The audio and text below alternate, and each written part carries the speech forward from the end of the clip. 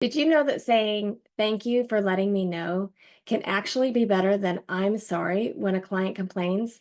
Let's talk about that and why that small shift changes everything in the way that your client perceives you. First of all, a client complains and it can feel very, very defensive. And you may feel like you want to overly apologize for it, especially if you feel a little bit embarrassed. But here's the truth. When you say thank you instead of I'm sorry, what happens in the client's mind is all of a sudden it shows that you're open and willing to improve. And it keeps this positive energy and collaboration between the two of you.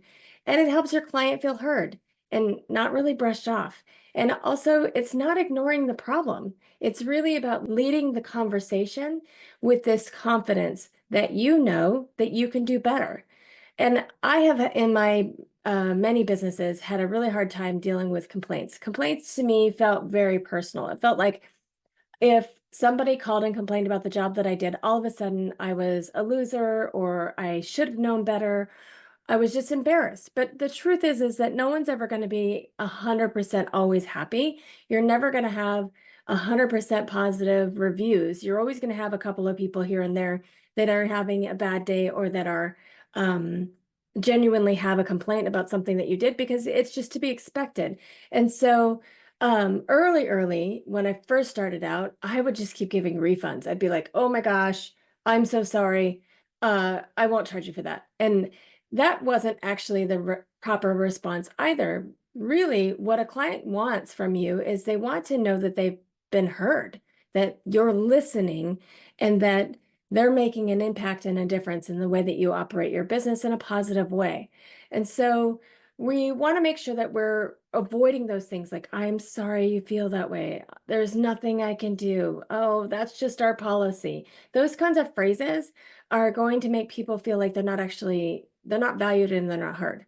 I had a client, a customer that we were closed for this one particular holiday, and I forgot to let Google know. I didn't write on there that we were going to be closed, and this person came to our restaurant to eat, and he was very, very angry. I think actually he called. He didn't come to the restaurant. So this client called the restaurant to order food, went online, couldn't order from us, was upset because we weren't answering our phones. And he sent me a very colorful message that evening that he was really upset with us for not being open and not being transparent that we were going to be closed, that we didn't communicate that information. So he was excited to be able to eat with us, and he couldn't.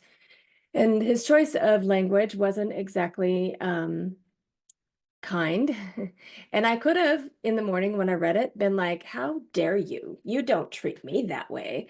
Or I could have been like, excuse me, like, no, and been just totally rude and told him off and let him know that he is inappropriate. His behavior is inappropriate. He's not welcome here anymore. I could have acted that way.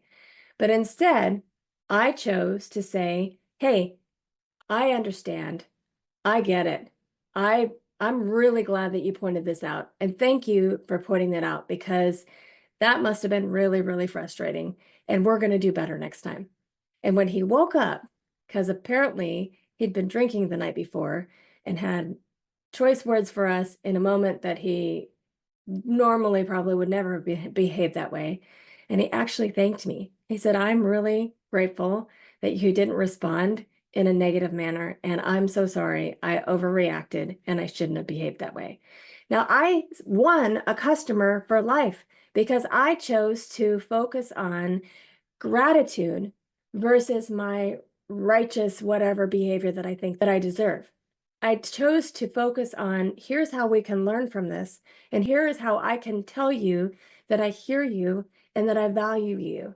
If you focus on those things instead of I have the right or this is our policy or I'm sorry, then you're going to find that your clients are going to respect you more. You're going to get repeat business and you're going to salvage those complaints that much more.